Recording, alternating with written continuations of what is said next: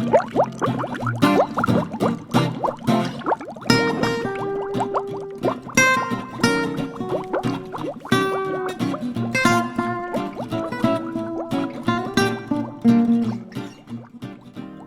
it's Colin here from Colin's Beauty Pages with a video about cosmetics in the ASEAN region.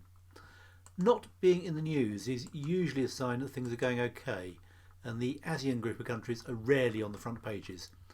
I wonder sometimes how many people in the EU even realise that there is a comparable organisation in Southeast Asia. If they aren't, it's because the ASEANs have been quietly getting on with developing their international group without making too much fuss about it.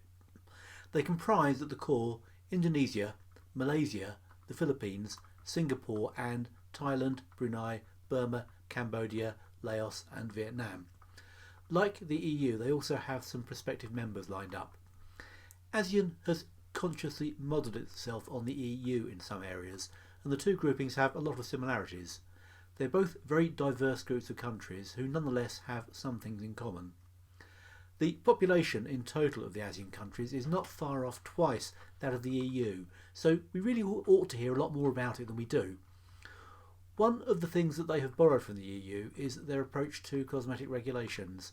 They've more or less taken the same wording with a few minor differences of the EU regulations, or at least the version of it that was in force up until last summer. I don't know if they plan to adopt the latest additional features, but how different are the products that people use over there? I think the ASEAN countries are more diverse than European ones in this respect. There is the simple fact of geography for a start. They stretch over a wider climatic range, but they don't include much temperate zone and very little desert, so they tend to be in very high humidity regions. This means that they don't have quite the same need for moisturisers as Europeans do. There are also cultural differences, so a lot of people in the ASEAN countries are more interested in making their skins look paler rather than more tanned, so skin lighteners are big and fake tans are not. One category that is huge in ASEAN and tiny in Europe are fabric face masks. These do exist in Europe, so you may well have seen them. They're fabrics, often cotton or synthetic fibre, which are impregnated with a liquid that you apply to your face and leave them on for 10 to 15 minutes. Your face feels nicer when the treatment is finished, and it's an alternative way of getting cosmetic actives into the skin. In principle, these ought to work just as well in Europe, but there's an extra problem in a dry atmosphere. If you leave some liquid on the face, afterwards it will evaporate quickly and this can have a drying effect on the skin.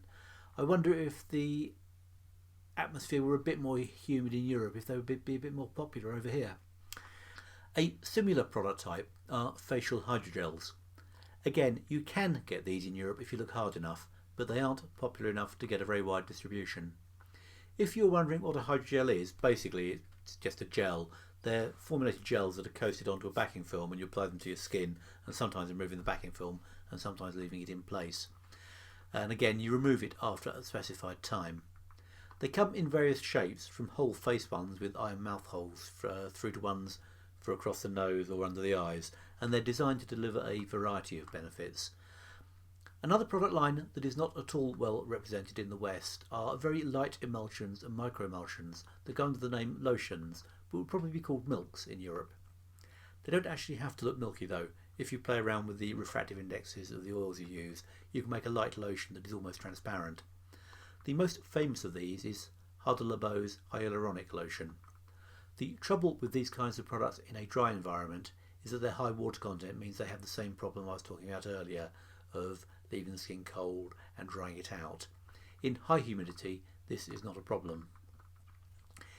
International brands often project very different images in different markets. For example, you see Sebamed in the beauty category in the Philippines, whereas in Europe it's a sort of sport treatment medical brand, or at least that's how I see it. Singapore is probably the ASEAN country where the European skincare consumer would feel most at home, with a lot of European brands selling very well there. But the other countries all have their homegrown offerings. Being situated where it is, Singapore was early in with the BB cream craze directly from Korea, and then it got it again when Western brands jumped on board a few years later. I asked leading Singapore beauty blogger Musical Houses to help me with this blog post. I'll simply quote her directly on what she has to say about colour cosmetics. The emphasis is generally on looking young and fresh, so a deep smoky eye look with a nude lip, usually popular in the West, is less popular here than it is in Asia. A typical desirable look usually involved pale, fair, blemish-free skin, bright big eyes achieved with light shades of eyeshadow and false lashes or mascara and eyeliner, and some colour on the lips and cheeks, usually not too dark. The lips in particular can vary by trend. One season the trend can call for brighter lip colour, another season can call for pastels, and yet another can call for an ombre-like colour gradation, with the colour fading towards the outward boundaries of the lip. The cheeks tend to be more consistent, usually light pastel shades, e.g. pastel pink, which are the best sellers. Highlighters are also popular to give skin a dewy glow. I think the ASEAN market is an interesting one. It's big, it's diverse, and it's open to influences from lots of other parts of the world. It will be interesting to see how it develops. It wouldn't surprise me if at some time in the next couple of years something emerges from the region that will take the world by storm in the way that BB creams have.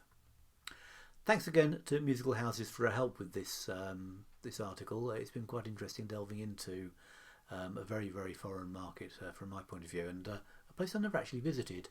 In the meantime, thanks for listening.